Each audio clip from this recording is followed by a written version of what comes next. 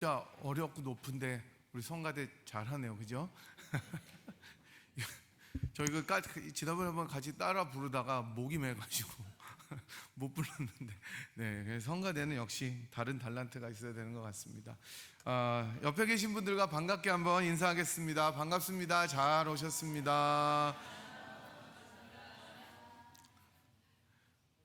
네, 다시 한번 또 인사하겠습니다. 주님의 이름으로 사랑합니다. 이렇게 인사하겠습니다. 사랑합니다. 네, 다들 잘 지내셨죠? 네. 이번 주는 우리 아르헨티나로 여행 가셨던 우리 박상호 장로님, 정승희 권사님, 주재영 목사님 다 또 이렇게 건강하고 밝은 모습으로 돌아오셔서 정말 감사합니다. 우리 아까 장로님 기도하신 대로 출타 중에 제일 건강하고 안 다치고 이렇게 돌아오시는 게 제일 좋은데 무사히 잘 돌아오셔서 너무 감사합니다. 또 이제 출타하신 이동 장로님, 이인정 권사님, 또 최정복 권사님 위해서도 기도해 주시고, 문자 드렸더니 잘 계시다고 연락이 오셨습니다. 뭐 남미도 별일 없이 잘 있죠? 네, 남미도 잘 있답니다. 네, 이제 날이 좀 풀려서 포근한 줄 알았더니 오늘은 또 좀 쌀쌀합니다. 그죠? 바람도 많이 불고, 우리 조국인 대한민국은 이제 계속 구정 연휴인데, 미국 사는 저희들이야 뭐 명절 분위기 심하게 나지는 않지만 그래도 여러분 새해를 맞이해서 다시 한번 2024년 시작하면서 가졌던 마음들 새롭게 좀 다시 결단하시는 시간들이 되었으면 좋겠습니다.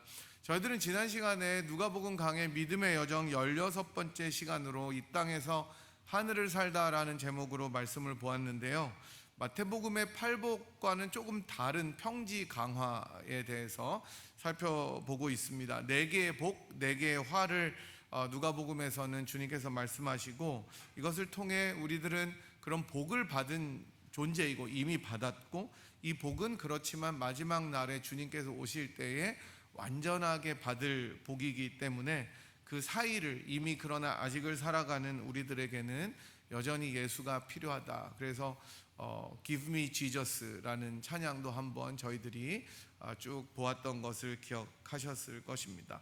그래서 그런 존재로 살아가야 된다고 말씀드렸고요. 오늘은 이제 17번째 시간으로 말보다 행동보다 닮음이라는 제목으로 말씀을 전하도록 하겠습니다. 화란의 네덜란드에 코리텐 붐이라는 여자분이 계셨습니다. 우리가 이제 코리텐 붐 여사로 잘 알려져 있는데, 이분은 2차 대전 독일의 나치 치하 때 그 수용소 있잖아요. 아우슈비츠는 아니었지만 수용소에서 말할 수 없이 잔인한 핍박과 모욕과 학대를 당했던 분이었습니다. 코리텐 붐 여사의 친언니는 독일의 수용소에서 이 나치들의 고문에 못 이겨서 그만 먼저 세상을 떠나고 말았습니다. 전쟁이 끝났을 때 코리텐 붐 여사는 얼마나 독일 사람들이 미웠고 이들을 증오했는지 모릅니다. 특히 히틀러나 그의 잔당들이 자기를 고문했고, 그랬기 때문에 그들이 얼마나 미웠고 혐오스러웠는지 몰랐습니다. 그럼에도 불구하고 하나님께서는 이 코리텐 붐 여사 마음속에 주님의 사랑의 복음을 전하도록 명령하셨습니다. 그래서 코리텐 붐 여사는 전쟁이 끝난 다음에 하나님의 명령을 쫓아서 독일의 마을 이곳저곳을 찾아다니면서 예수님의 사랑의 복음을 전했습니다. 이것만 해도 대단한 일이었습니다. 그런데 어느 날 독일의 한 마을에 이 코리텐 붐 여사가 가서 복음을 전하고 있었습니다. 설교가 끝나고 많은 사람들이 이 코리 여사와 인사하기 위해서 줄을 서서 기다리고 있었습니다. 이 코리텐 붐 여사는 줄을 서서 기다리면서 자기 앞으로 다가오는 여러 얼굴들을 보며 인사하는데, 그 가운데 놀랍게도 독일의 그 자기가 갇혔던 나치 수용소에서 자기를 고문하고 언니의 목숨을 빼앗아갔던 그 간수의 얼굴을 보게 되었습니다. 원수를 만난 것입니다. 코리 여사는 일기장에 이 순간을 이렇게 쓰고 있습니다. 그 순간 내 심장은 얼어붙는 것 같았다. 나는 한마디로 하나님, 저 인간만은 절대로 용서할 수가 없습니다. 라고 말했다. 이것이 바로 코리텐붐 여사의 마음이었습니다. 그러나 용서와 사랑을 외치고 있던 이 코리텐붐 여사의 앞을 향해서 자신과 언니에게 결정적이고 엄청난 피해를 입혀서, 그래서 정말 마음 같아서는 쳐 죽이고 싶었던 그가 한 걸음 한 걸음 다가왔습니다. 하나님은 계속 이 코리텐붐 여사의 마음속에 이렇게 말씀하시고 있었다고 합니다. 코리야, 용서하거라. 하나님, 저 인간만은 용서할 수가 없습니다. 절대로 안 됩니다. 용서하거라. 저는 못합니다. 이렇게 내적인 갈등과 싸움을 하고 있는 동안에 그 원수는 벌써 코리텐붐 여사의 눈앞에까지 이르렀습니다. 그런데 그 순간 코리 여사의 마음속에 번개같이 스치는 생각이 하나 있었다고 합니다. 그것은 하나님의 음성이었습니다. 나는 네가 저 사람을 용서할 수 있느냐 없느냐를 묻고 있는 것이 아니라 용서하겠느냐 안 하겠느냐를 묻고 있는 것이다. 용서하라는 것은 나의 명령인데 내 명령에 순종하겠느냐 안 하겠느냐. 코리 여사는 자기 일기장에 이렇게 기록했습니다. 나는 그때 그 사람을 용서하고 싶은 마음이 조금도 없었지만 용서해야만 한다는 주님의 명령이 내 마음속에 깨달아지는 순간 하나님 명령이면 할 수 없지요. 그러면 용서해야지요 라고 생각했다. 그래서 나는 용서하고자 하는 마음과 느낌이 없이 다만 하나님의 명령에 순종하기 위해 손을 내밀었다. 그런데 이상한 일은 내가 하나님의 명령에 순종하여 손을 내밀어 그를 안는 순간 주께서 내 마음속에 그를 진심으로 용서할 수 있는 마음을 부어주셨다는 것이다. 그러면서 이 코리텐붐 여사는 그 일기장의 마지막에 이렇게 인상 깊은 글을 남기게 되었습니다. 명령을 수행할 수 있는 능력은 성령에 의지한 순종을 통해서만 가능하다. 얼마나 감동적인 에피소드입니까? 이 예화를 읽고 말할 때마다 저도 눈물이 나고 코끝이 찡하고 큰 울림이 마음속에 있습니다. 코리텐붐 여사의 용서와 포용은 오늘 우리가 읽은 본문의 원수를 사랑하고 너희를 미워하는 자를 선대하며 너희를 저주하는 자를 위하여 축복하며 너희를 모욕하는 자를 위해서 기도하라는 주님의 가르침을 몸으로 실천한 위대한 행동이었습니다. 비단 코리텐붐 여사의 이야기뿐 아니라 우리가 잘 아는 자기 아들을 죽였던 살인마를 용서하셨던 사랑의 원자탄 손양원 목사님이나 여러 용서와 원수를 사랑한 이야기를 들을 때 우리는 큰 감동과 눈물을 짓게 됩니다. 하지만 그러한 감동과 눈물 뒤에는 늘 찜찜함이 남습니다. 그것은 바로 내 자신이 그렇게 살아가고 있지 않기 때문입니다. 그렇게 살 수가 없어요. 현실은 코리텐붐 여사나 손양원 목사님처럼 그렇게 사는 것이 불가능한 것처럼 보이기 때문입니다. 저 자신 비롯해서 우리 자신을 돌아보면 우리에게 잘못한 사람들, 해를 끼치고 상처를 가한 사람들, 억울하게 모함하고 몰아붙여서 깊이 아픔을 배도록 준 사람들을 어떻게 선대할지보다 어떻게 하면 원망하고 복수하기를 생각하는 것이 우리이기 때문입니다. 바로 이런 이유 때문에 우리가 잘 아는 찬양 낮엔 해처럼 밤의 달처럼이라는 복음성가는 예수님처럼 바울처럼 그렇게 살 수는 없을까라고 노래합니다. 오늘 본문에서 우리 예수님께서 가르치시는 원수를 사랑하라는 교훈은 도대체 우리가 어떻게 이해하고 지켜야 하는 것입니까? 사실 원수를 사랑하고 미워하는 자를 선대하라는 가르침은 단지 성경에만 등장하는 명령이나 가르침은 아닙니다. 당시 이스라엘 주변에 있었던 고대 근동의 문헌들과 그리스 로마의 문헌을 살펴보아도 비슷한 가르침들이 꽤 나옵니다. 초기 바벨론에 있는 지혜의 문서에는 이렇게 나옵니다. 너와 다투는 자에게 해를 가하지 말아라. 내게 악을 행하는 자에게 선대함으로 갚아라. 비슷하죠? 예수님과 거의 동시대를 살았던 로마의 세네카라는 철학자는 네가 신들을 닮고자 한다면 은혜를 모르는 자들에게도 선대하라. 이는 해가 악인에게도 비치고 바다는 해적들에게도 열려있기 때문이다. 그리고 구약의 레위기 19장 18절에도 이렇게 이야기합니다. 원수를 갚지 말며 동포를 원망하지 말며 내 이웃 사랑하기를 내 자신과 같이 사랑하라. 나는 여호와이니라. 그러니까 예수님의 가르침 자체는 완전히 새롭고 고유한 것은 아니었습니다. 하지만 예수님의 가르침은 앞서 나온 두 가르침보다는 훨씬 더 적극적인 것이었습니다. 단순히 해를 가하지 않거나 나에게 나쁜 짓을 한 사람에게 보복해서 돌려주는 것, 이것을 하지 말라는 것, 그것을 뛰어넘는 것입니다. 그리고 선대하는 것을 뛰어넘어서 사랑하라고 이야기합니다. 거기다가 계속되는 가르침을 보자면 여러분이 잘 아시듯이 이 뺨을 맞으면 다른 뺨도 돌려대라고 합니다. 얼마나 당황스럽겠어요. 겉옷을 뺏으면 뭐라고 합니까? 속옷까지 내어주라고 합니다. 지키기가 사실은 불가능한 것입니다. 이것을 순종하고 실행하는 사람들은 그야말로 손을 꼽아야만 나올 것 같고, 나의 경우에는 어쩌면 죄책감만 더 깊이 쌓여가고 계속되는 합리화와 자기 정당화로 사랑은커녕 용서도 힘들게 되기 때문입니다. 저는 오늘 본문을 이해하시려면 지난주에 말씀드린 것처럼 주님께서 말씀하시는 이 복들이나 평지 강화의 가르침은 예수님의 제자들, 즉 신자인 우리들이 행해야 될 무엇, 즉 투두 리스트가 아니라는 것을 기억하는 데서 출발해야 된다고 생각합니다. 그러니까 이것은 우리가 뭔가를 해야 되는 것이다 라고 생각하지 말아야 되는 것입니다.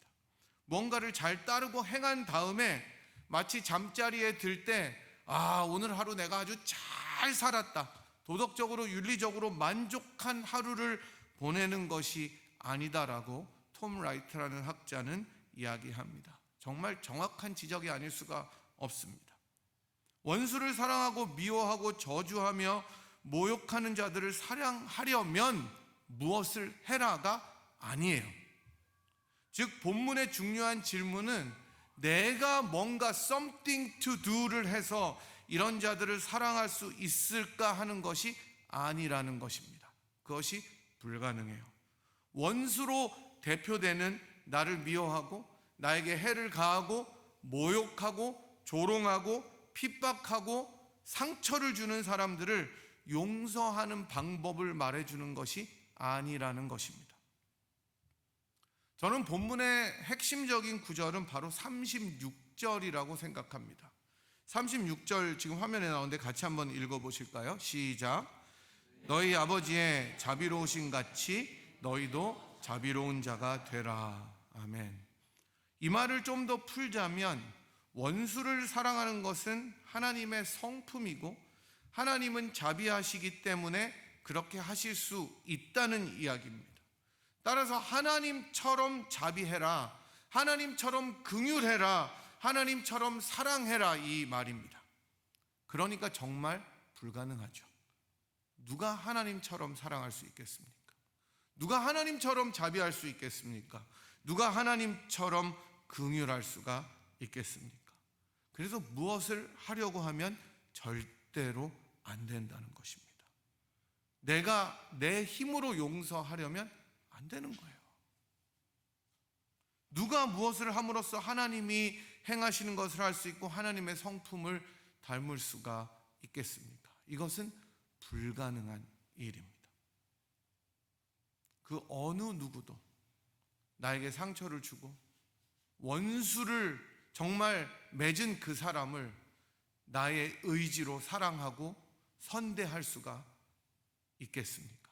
아무도 없어요. 저도 안 돼요. 저도 이 설교를 준비하면서 계속 떠오르는 몇 사람들이 있었어요. 여러분은 아니니까 안심하십시오. 있어요. 여러분도 있을 겁니다. 아마 이 설교를 들으면서 마음속에 사로잡히는 사람들이 한 명, 두 명 혹은 여러 명이 있을 수도 있을 것입니다. 나에게 결정적인 해를 끼친 사람들, 나는 무고하다고 생각하는데 상처를 입히고 모욕을 준 사람들, 조롱한 사람들, 그리고 심지어 뒤에서 해를 가하는 사람들이 마음속에 떠오를 수도 있을 것입니다. 어떻게 용서할 수 있습니까? 우리의 힘으로 잊어보려고 하고 몸부림쳐봐도 안 되는 일들이 너무 많이 있는 것을 알고 우리는 그 환영들을 가지고 지금까지 살아왔을지도 모릅니다. 그런데 하나님께서 용서하라고 하면 됩니까? 안 되는 거예요. 하나님의 자비로우심을 어떻게 닮아갈 수가 있습니까? 바로 그래서 예수님이 필요한 것입니다. 이 세상 그 어느 누구도 아무도 할 수 없었던 일을 가능하도록 우리 예수님께서 오셨습니다. 예수님께서 가장 악하고 악한 죄인들을 위해서 친히 이 땅에 가장 연약하고 보잘것없는 아기의 모습으로 오셨습니다. 절대로 아버지를 닮을 수도 없고 심지어 닮기도 원하지 않는 저와 여러분과 같은 죄인들을 위해서 모진 고초를 당하셨습니다. 채찍에 맞으시고 침뱉음을 당하시고 모욕과 조롱을 당하시고 그 험한 십자가를 지시지도 못한 채로 죽음의 갈보리로 끌려가셨습니다. 두 손과 두 발에 못이 박히신 채로 옆구리에 창을 받으시고 숨을 헐떡거리시며 왜 자기를 버리시냐고 아버지께 부르짖으면서 죽어가셨습니다. 그러시면서도 원수된 저와 여러분들을 용서해달라고 끝까지 사랑하시고 기도하셨습니다. 그 죽음으로 인해서 우리 예수님께서는 원수 사랑하심을 보여주셨습니다. 저주하는 자를 축복하심을 보여주셨습니다. 모욕하는 자를 위해서 기도하시는 것을 보여주셨고 악한 자에게도 인자함으로 선대함을 보여주셨습니다. 그것이 우리 예수님께서 저와 여러분에게 하셨던 일이었습니다. 그 아픔과 그 조롱과 그 모욕과 고통 속에 죽어가시면서도 끝까지 사랑하신 사랑으로 저와 여러분을 하나님의 자녀로 삼아 주셨습니다. 그래서 사도 바울은 이렇게 이야기합니다. 전에 악한 행실로 멀리 떠나 마음으로 원수가 되었던 너희를 그의 육체의 죽음으로 말미암아 화목하게 하사 너희를 거룩하고 흠없고 책망할 것이 없는 자로 세우고자 하셨다라고 골로새서 1장 21절에서 이야기합니다. 하나님께서 그리스도 예수를 통해 우리를 구원하셔서 자녀 삼으시고 새로운 피조물이 되게 하신 것은 다름이 아닌 그 아들 예수님의 형상을 본받게 하려 함이다라고 성경은 이야기합니다. 이 아들 예수는 바로 하나님 아버지를 가장 완벽하게 드러내시는 분이기 때문에 우리가 예수님을 닮아갈 때, 그분의 성품을 소유할 때 바로 믿는 사람들은 아버지의 성품을 닮아가도록 변화되기 때문입니다. 바로 이런 이유 때문에 믿는 사람들, 신자들 여러분과 저는 하나님의 자비를 드러내는 자비로운 자로 살아갈 수가 있는 것입니다. 거듭 말씀드리지만 우리들의 무엇으로, 우리들의 행위와 도덕으로 절대로 할 수 없는 것이 원수 사랑입니다. 원수 사랑은 하나님의 성품을 닮아가는 사람들만이 할 수가 있고 해나갈 수 있는 일입니다. 우리는 그런데 이미 그리스도의 보혈로 하나님의 성품인 자비하심과 원수 사랑할 수 있는 사랑의 싹을 심겨지게 되었습니다. 그 사랑의 싹이 심겨지게 되었습니다. 성령 하나님께서 그렇게 하셨습니다. 하지만 동시에 이러한 성품은 우리 주님이 마지막에 오실 때 가장 완벽하고 아름답게 이루어질 성품이기 때문에 우리가 그래서 그 긴장을 살아갈 때 힘들 수밖에 없는 것입니다. 그때까지 우리는 이미와 그러나의 긴장 가운데 살아갈 수밖에 없어서 스트러글 하는 것입니다. 용서했다가 미워했다가 또 어떤 날은 용서가 됐다가 어떤 날은 용서가 되지 않았다가 원망에 잠겼다가 선대하려는 마음이 품었다가 반복할 수밖에 없는 것입니다. 악한 것으로 갚을 때도 있습니다. 하지만 성령 하나님께서 그리스도 예수의 날까지 우리를 인도하시는 것을 여러분 믿으시기 바랍니다. 그래서 용서는 과정입니다. 성화입니다. 한 번에 되지가 않아요. 한 번에 코리텐붐 여사처럼 손양원 목사님처럼 되지는 못하지만 성령께서 우리에게 주시는 격려와 용기의 음성에 그리고 명령에 순종해야 되는 것입니다. 그리고 정말 놀라운 것은 내가 한 발 내밀어 한 손을 내밀어 주님의 음성에 순종할 때 놀라운 용서는 시작될 수 있다는 사실입니다. 그래서 원수 사랑은 성화와 순종의 과정입니다. 하지만 무엇보다 중요한 것은 우리 주님께서 원수되었던 나를 십자가의 보혈로 용서하셨다는 그 사실을 날마다 기억하는 것입니다. 그 감격이 펑펑 솟아오를 때, 그 십자가의 능력과 복음의 사랑에 사로잡힐 때, 완전히 젖어서 살아갈 때 나도 모르게 하나님의 자비하심을 흘러내보낼 수 있기 때문입니다. 그리고 우리는 어느새 내가 몸부림치는 것 이상으로 원수를 사랑할 수 있는 자비로운 사람으로 변화되어 가고 있을 것입니다. 여러분, 원수가 있으십니까? 미워하는 자가 있으십니까? 여러분을 모욕하고 조롱했던 사람들, 상처로 핥힌 사람들이 마음에 떠오르십니까? 쉽게 용서하라고 말씀드리고 싶지는 않습니다. 한 번에 된다고도 말씀드리고 싶지 않습니다. 하지만 우리 주님의 죽으심, 그 주님께서 나를 위해서, 원수되었던 나를 위해서 죽어주셨던 그 사랑을 생각하고 우리가 그 사람을 떠올리면 주님이 나를 불쌍히 여긴 것처럼 우리도 그 사람들을 불쌍히 여길 수 있는 은혜가 찾아오게 될 것입니다.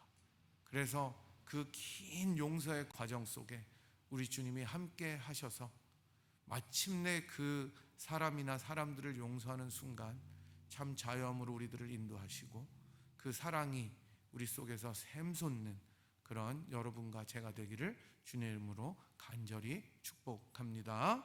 들으신 말씀 또 부르신 찬양 생각하면서 주님 앞에 한번 합심해서 기도하도록 하겠습니다. 하나님, 내 마음속에 떠오르는 미워하는, 어쩌면 원수라고 생각하는 이들을 사랑하고 선대하고 용서할 수 있는 용기를 허락하여 주시옵시고, 주님의 은혜를 날마다 생각하며 그 원수된 우리를 사랑하셨던 주님의 복음의 능력이 내 안에서 넘쳐나와 자비로운 사람이 되게 하시고, 하나님의 자비하심을 닮은 성품을 가져서 악한 자들, 미워하는 자들을 선대하고 용서할 수 있는 성품을 지닐 수 있도록 그런 성화의 과정을 밟아가는 제가 되게 하시고 그런 인생 살게 하여 주옵소서. 간절한 마음으로 주님 앞에 한번 기도하도록 하겠습니다. 함께 기도하겠습니다.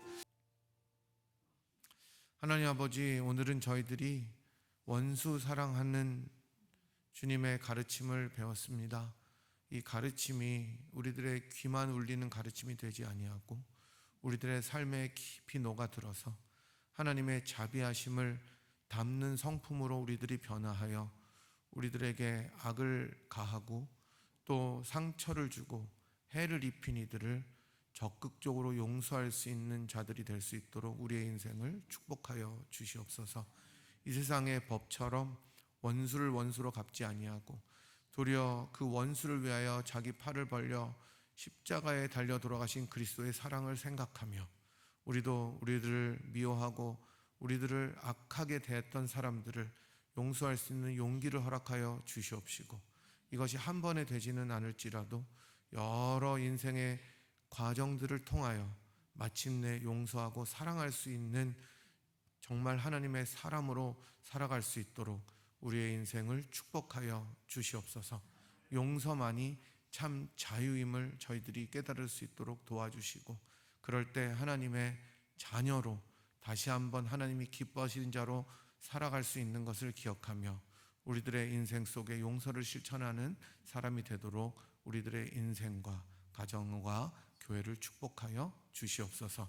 지금은 원수된 우리들을 위하여 이 땅에 오셔서 십자가에 못 박혀 돌아가셔서 우리들을 하나님의 자비하신 성품으로 닮아가도록 불러주신 우리 구주 예수 그리스도의 무한하신 은혜와 그 아들을 아끼지 아니하시고 우리가 죄인 되었을 때 여전히 사랑하신 하나님 아버지의 극진하신 사랑하심과 성령 하나님의 위로 교통 충만하심이 우리를 악한 것으로 해하고 또 원수로 대하는 사람들을 그리스도의 사랑으로 적극적으로 사랑하고 용서하기로 결단하고 돌아가는 이 자리에 함께한 주의 백성들 한 분 한 분 머리 위에와 사랑하는 분이엘 제단 위에 지금부터 영원토록 함께 하시기를 간절히 축원하옵나이다.